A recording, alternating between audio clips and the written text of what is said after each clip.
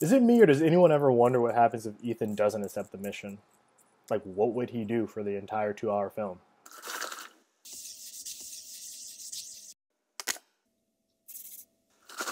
So forgive me if I'm a little tired, but I'm getting this review posted.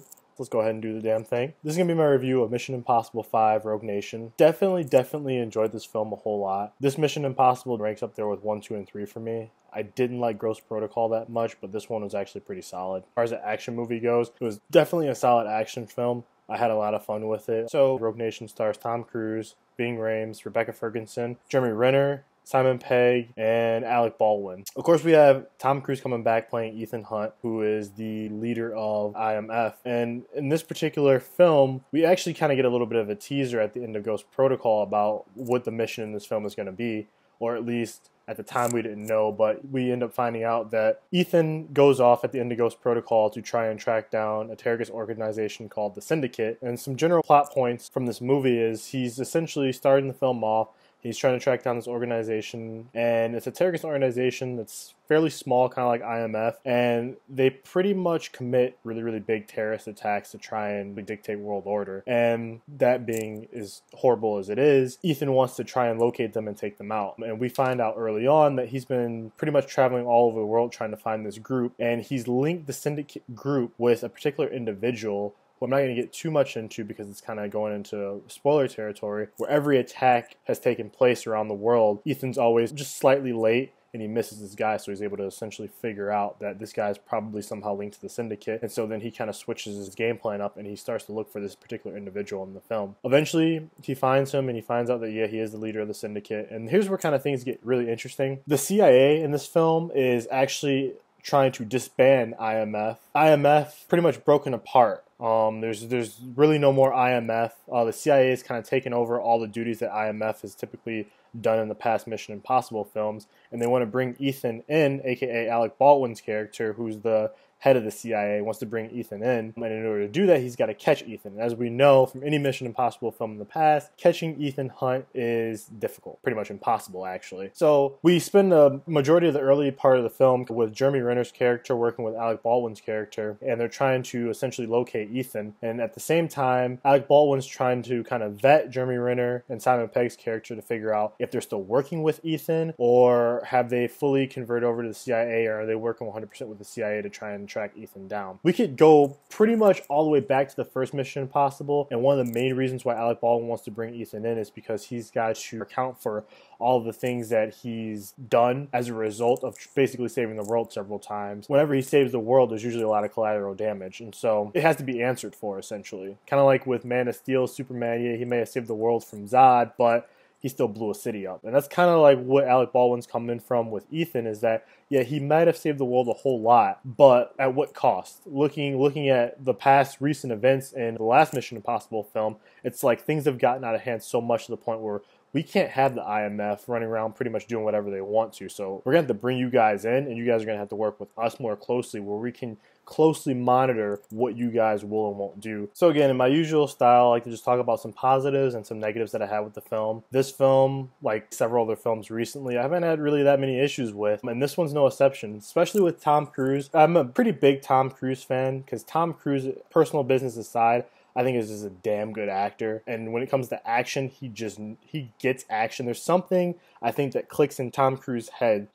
When it comes time to do some action sequence or action in general, unlike any other actor that I've seen that's popular or that's big today, I feel like he gets how to do an action sequence or action scene the right way to where it feels real and somehow provides a level of tension that some other actors can't do. And this is one of his better portrayals of the Ethan Hunt character to date. Really looking forward to what he does next, because I know they're going to be jumping into the next Mission Impossible 6 relatively soon, as he confirmed about a day ago that they're going to start filming that in about a year. Another positive I wanted to highlight in this was the action sequences was pretty spot on, but a lot of Mission Impossible, what it does is you have kind of like these high points, these mini climaxes, if you will, where you have like an action sequence in the beginning and then it kind of dies down. They kind of lay the story, they lay the foundation of the story out. Then you get another big point action sequence and then it dies back down, and you usually get another one. It's usually like 3 or 4 per Mission Impossible film. And in this one, the action sequences in this film were so badass. They were so kick-ass. Like, obviously from the trailer we saw him hanging from the side of the plane, which that was actually him, which again adds to the level of believability and just overall tension to the action sequences. He's actually doing his own stunts. He's actually hanging from the side of a plane. This makes the film so much more engaging and so much more intense because you actually know that Tom Cruise is hanging from the side of planes. Midway through the film, you get another sequence where he jumps into like this kind of like high pressure underwater server bubble, if you will, which we see in the trailer as well. And that sequence played out was so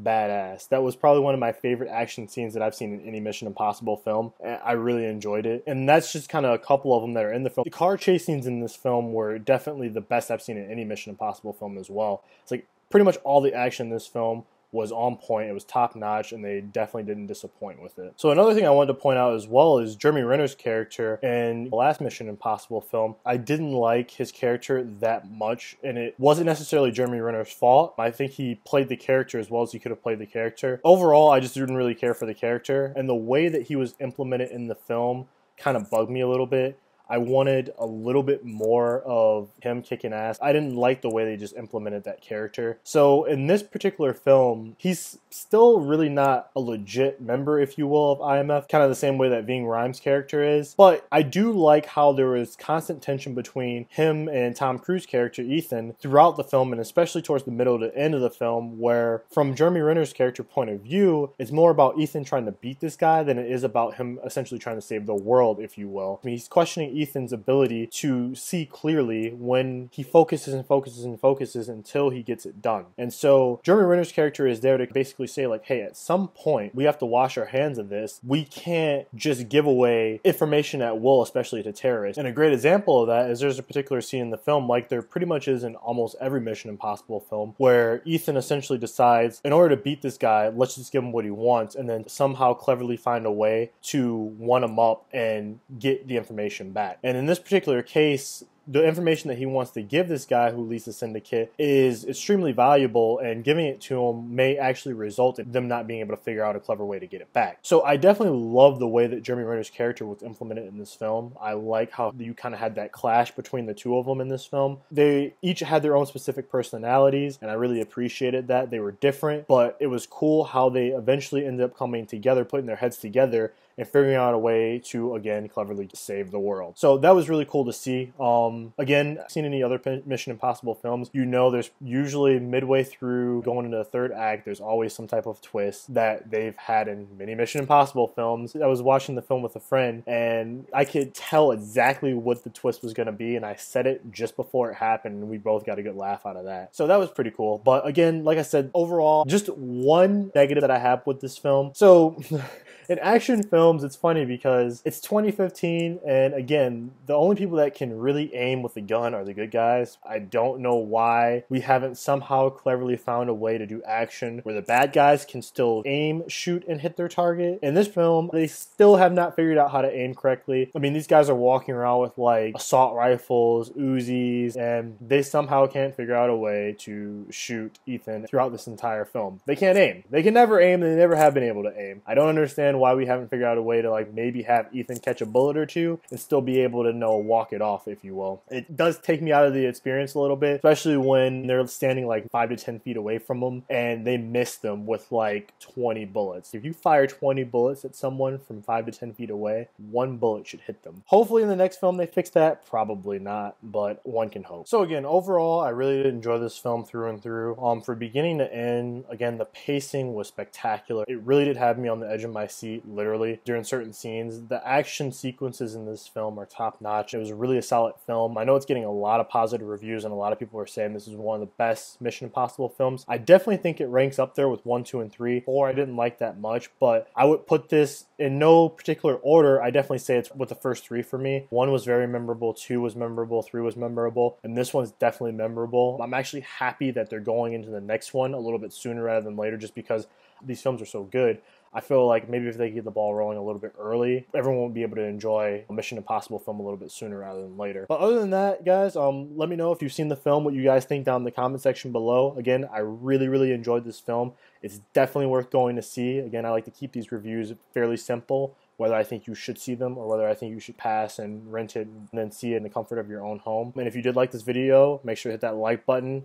Subscribe for weekly movie reviews and trailer reviews as well, and pretty much anything that I feel like talking about in movie news. Keep in mind, guys, that all film is subjective, so something that I like, you guys may not like, and something that you guys like, I may not find all that great. So again, let me know what you guys think down in the comment section, and I'll see you guys in the next review. Thanks.